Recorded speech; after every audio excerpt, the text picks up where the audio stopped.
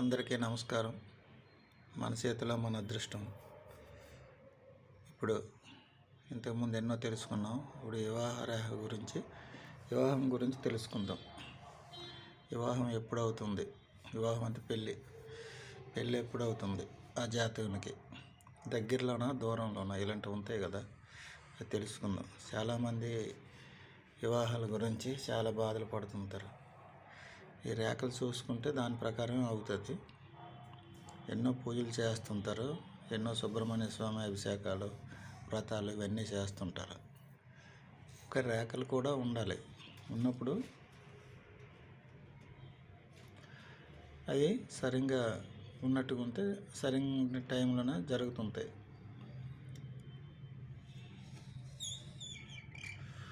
జీవిత రేఖ, బుద్ధి రేఖ, హృదయ రేఖ. వివాహ రేఖ గురించి ఇప్పుడు తెలుసుకుందాం. ఎక్కడ ఉంటుంది? బుధ స్థానంలో ఉంటుంది అడ్డురేఖలు చాలా ఉంటాయి. కొన్ని అడ్డురేఖలు అయితే నష్టం కలిగించే అడ్డురేఖలు చాలా ఉంటాయి. ఈ అడ్డురేఖ మట్టుగా వివాహ రేఖ. ఈ వివాహ రేఖ కరెక్ట్గా బుధ స్థానంలో ఉంటుంది. ఈ విధంగా ఉంటుంది. ఈ విధంగా ఉన్నప్పుడు వివాహం కరెక్ట్ టైంలో జరుగుతుంటుంది. 25 సంవత్సరాలు కరెక్ట్గా వివాహం జరుగుతుంది. కంపల్సరీ జరుగుతుంది. ఇదే రేఖ ఈ మధ్యలో ఉంది కాబట్టి ఇదే రేఖ ఈ దగ్గరలో ఉదయ రేఖ దగ్గరలో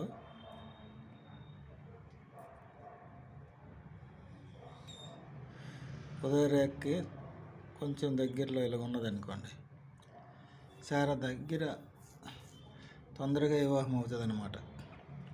దగ్గర సంబంధం కూడాను ప్లస్ దగ్గర సంబంధం అవుతుంది, తొందరగా వివాహం అవుతుంది. 25 లోపే అయిపోద్ది అన్నమాట. అది ఇప్పుడు 25 దాటిపోతుంది కదా, అన్ని చదువులను బట్టి 25, 28 అవుతుంది కాబట్టి ఎతకవసరం లేదు. ఇమ్మీడియట్గా వివాహం తలుచుకున్న వెంటనే వివాహం జరగడానికి అవకాశం ఉంటుంది. ఈ విధంగా ఉంటాయి.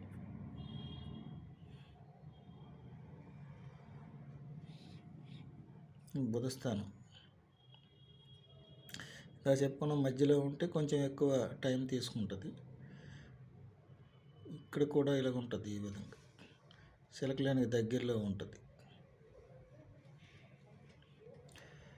ఈ విధంగా ఉన్నట్టుకుంటే చాలా లేటు వివాహం. ఎన్ని సంబంధాలు చూసినా చాలా లేట్ అవుతుంది అన్నమాట. తొందరగా వివాహం అవుతుంది. ఎంత వేగం చేస్తామంటే అంత లేట్ అవుతుంటుంది అన్నమాట. అలాగ ఉంటుంది.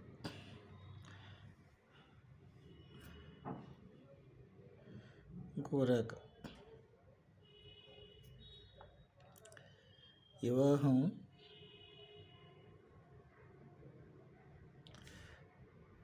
ఇక సంవత్సరం లోపు జరుగుతుంది. 6 మాసాలు కానీ 8 మాసాలు కానీ సంవత్సరం లోపు మెయిన్ జరుగుతుంది. ఈ జాతకం జరుగుతుంది అన్నప్పుడు ఈ రేఖ కొంచెం ఇలా వంగుతుంది.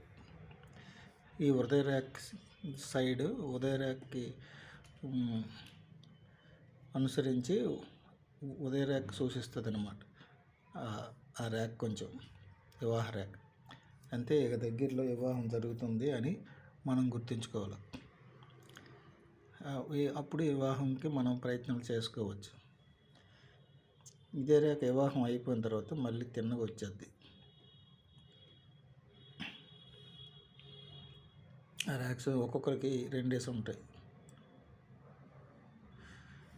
2 ఉంటాయి. అంటే 2 వివాహాలు కాదు, 2 ఉన్నట్టుగా ఉంటే ఆటోమేటిక్గా ఎవరో ఒకరు వాళ్ళ మీద ఆధారపడి జీవించిన వాళ్ళు ఉంటారు. అందుకే 2 రేఖలు ఉన్న 2 వివాహాలు అయిపోవు. ఎవరికో నోటుకో కోటుకో కానీ అందరికి అవ్వవు. ఇదొక రేఖ. ఇక్కడే రేఖ బయలుదేరి ఇటు వాలిందనుకోండి, ఇలాగెళ్ళిందనుకోండి, ఇతనికి వివాహం రేఖ అయితే ఉంటుంది కానీ ఇంత ఎడల్పుగా ఉండవు రేఖలు. చాలా సన్నంగా ఉంటాయి, చూసుకుంటే సరిపోద్ది. కనిపించినట్టుగా ఉంటాయి. పెనతో గీసినట్టుగా ఇంత ఎడల్పు రేఖలు ఉండవు. అయితే అతనికి వివాహం అవడం చాలా కష్టం. ఒకవేళ అయినా విడిపోతారనమాట. ఎన్నాలో ఉండదు, సంవత్సరం 6 మాసాల్లో విడిపోతారు. ఇంకేముండవు గొడవలు, ఏవో కారణాల వలన విడిపోవడానికి ఆస్కారం ఉంటుంది. బలవంతం మీద అయినా వివాహం అయ్యే ఉండే సూచనలు కనిపించవు. ఇక్కడి నుంచి ఇంకా పెరుగుతుంది, ఇలా కూడా ఉంటుంది. అసలు వివాహం గురించి ప్రయత్నమే చేయవసరం లేదు. ఆ జాతకునికి వివాహం గురించి ప్రయత్నం చేయవసరం లేదు. చేసినే ఉండదు, అవదు కూడా. నెట్టి పరిస్థితులు అవ్వదు, ఏదో విధంగా తప్పిపోతుంటాయి. ఏ కారణాల చేత అయినా ఈ విధంగా ఉంటుంది ఒక్కో రేఖ.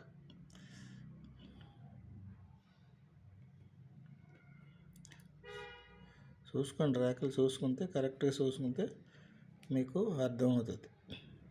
రేఖలు కరెక్ట్గా ఉంటే కరెక్ట్ టైంలోనే వివాహం అవుతుంటుంది. ఇదే రేఖ ఇక్కడికి వచ్చి దీనికి కూడా తగులుతుంది, ఇలాగ వస్తుంది. దీని మీద రెండు దీనిలాగా త్రికోణాలలాగా వస్తుంది అన్నమాట. అది కూడా అతనికి కూడా వివాహం అవడం కష్టం. ఆ జాతకునికి కూడా వాళ్ళకు కూడా ఉంటాయి. చూడండి, ఆ విధంగా కూడా ఉంటాయి.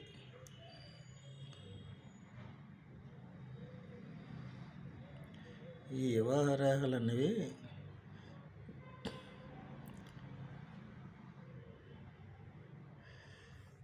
రెండు, ఒక్కొక్కరు 3 కూడా ఉంటాయి. వాళ్ళకు కూడా ఉంటాయి.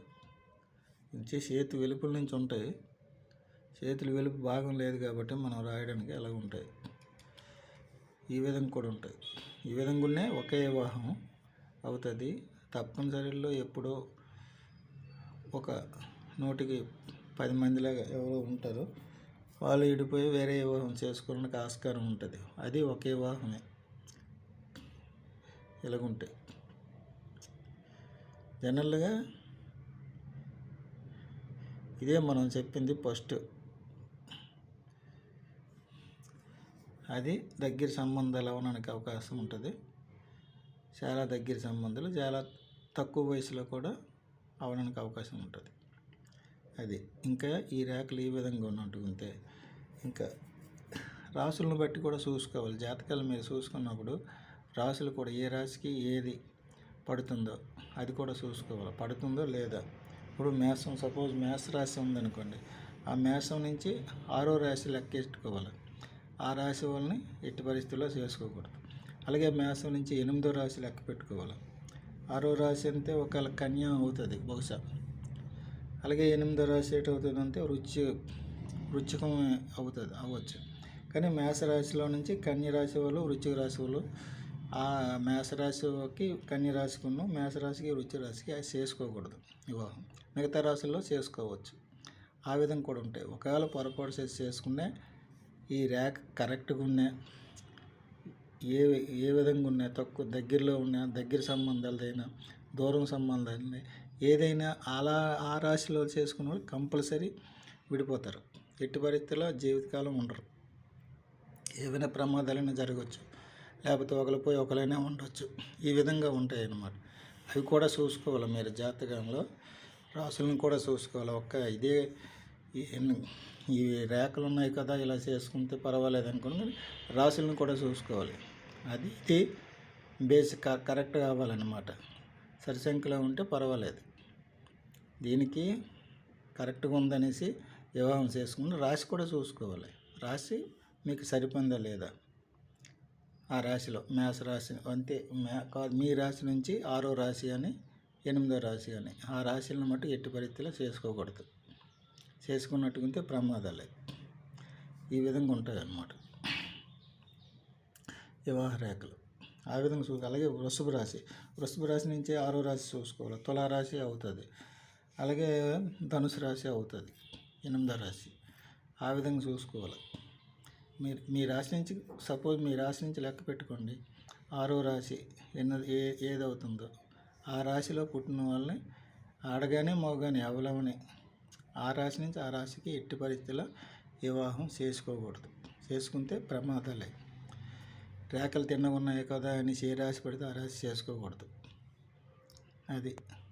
అందరికీ నమస్కారం. ఉంటాను. ఇంకొక దానిలో ఇంకొక విషయాన్ని తెలుసుకుందాం.